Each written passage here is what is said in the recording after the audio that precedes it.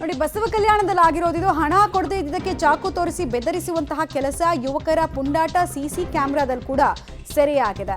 ಬಸವ ಕಲ್ಯಾಣ ನಗರ ಠಾಣೆಯಲ್ಲಿ ಪ್ರಕರಣ ಈ ಕುರಿತಂತೆ ದಾಖಲಾಗ್ತಾ ಇದೆ. ಕುಡಿದ ಮತ್ತಿನಲ್ಲಿ ಅಂಗಡಿಗಳಿಗೆ ನುಗ್ಗಿ ದುಡ್ಡು ಕೊಡಬೇಕು ಅಂತ ಹೇಳಿ ರಾದ್ದಾಂತವನ್ನು ಮಾಡಿರೋದು, ಹೆದರಿಸೋ ಕೆಲಸವನ್ನು ಮಾಡಿದ್ದಾರೆ. ವಿಜುವಲ್ಸ್ ಅನ್ನು ಕೂಡ ನೀವು ಗಮನಿಸ್ತಾ ಇದ್ದೀರಾ. ಬಸವ ಕಲ್ಯಾಣ ನಗರ ಠಾಣೆಯಲ್ಲಿ ಆಗಿರುವಂತಹ ಪ್ರಕರಣ ಇದು. ಸ್ಟೇಷನಲ್ಲಿ ಕಂಪ್ಲೇಂಟ್ ಕೂಡ ದಾಖಲಾಗಿದೆ. ಬಟ್ ಹೆದರಿಸ್ಬೇಕಾದ್ರೆ ನೋಡಿ, ಅಲ್ಲಿ ಕೈಯೆಲ್ಲ ತೋರಿಸಿ ಇನ್ನೊಂದು ಕೈನಲ್ಲಿ ಚಾಕು ಎಲ್ಲ ಇಟ್ಕೊಂಡು ಕ್ಯಾಶಿಯರ್ಗೆ ಹೆದರಿಸ್ತಾ ಇರೋದು, ಅಂಗಡಿ ಇನ್ನೇನೋ ಮಾಡಿಬಿಡ್ತೀನಿ ಅಂತ ಹೇಳ್ತಾ ಇರೋದು. ಆ ಕ್ಯಾಶ್ನಲ್ಲಿ ಕೂತಿದ್ದಂತಹ ವ್ಯಕ್ತಿ ಕೂಡ ದುಡ್ಡು ಕೊಡಲ್ಲ ಅನ್ನೋ ರೀತಿಯಲ್ಲಿ ಅವರು ಆ ಕಡೆ ಈ ಕಡೆ ನೋಡೋದು, ಹಿಂದೆಗಡೆ ಚಾಕುವನ್ನು ತೋರಿಸೋದು ಆಗಾಗ.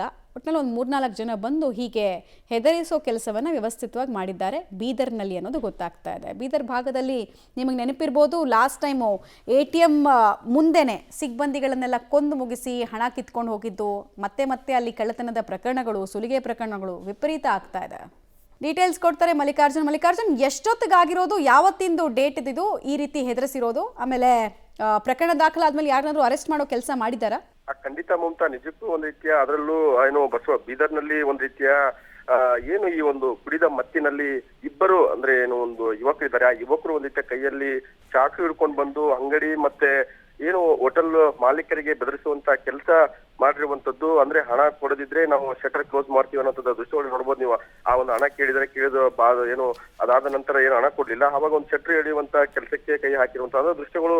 ಅಂದ್ರೆ ಅಂಗಡಿ ಮತ್ತೆ ಹೋಟೆಲ್ ಎರಡೂ ಕಡೆನೂ ಹೋಗಿ ಈ ರೀತಿ ಒಂದು ಏನೋ ಒಂದು ಪುಂಡಾಟ ಮೆರೆದಿರುವಂತದ್ದು ಯುವಕರು. ಹೀಗಾಗಿ ಈಗಾಗಲೇ ಏನು ಬಸವ ಕಲ್ಯಾಣ ನಗರ ಠಾಣೆಯಲ್ಲಿ ಪ್ರಕರಣ ಕೂಡ ದಾಖಲಾಗಿತ್ತು. ಅಂದ್ರೆ ಕೆಲವು ದಿನಗಳ ಹಿಂದೆನೇ ಈ ಒಂದು ಏನೋ ಒಂದು ದೃಶ್ಯ ಆಗಿರುವಂತ ಅಂದ್ರೆ ಘಟನೆ ಆಗಿರುವಂತದ್ದು. ಈ ದೃಶ್ಯ CCTV ಕೂಡ ಸೆರೆ ಆಗಿರುವಂತದ್ದು. ಈ CCTV ಎಕ್ಸ್ಕ್ಲೂಸಿವ್ ಪಬ್ಲಿಕ್ ಸಿಕ್ಕಿರುವಂತದ್ದು. ಅಂದ್ರೆ ಈಗಾಗಲೇ ಇಬ್ಬರು ಆರೋಪಿಗಳನ್ನು ಕೂಡ ಈಗ ಪ್ರಕರಣ ದಾಖಲಾದ ಬಳಿಕ ಬಸವ ನಗರ ಪೊಲೀಸರು ಬಂಧನ ಮಾಡಿರುವಂತದ್ದು. ಮಮತಾ, ಧನ್ಯವಾದ ಮಲ್ಲಿಕಾರ್ಜುನ್ ತಮ್ಮೆಲ್ಲ ಮಾಹಿತಿಗಾಗಿ.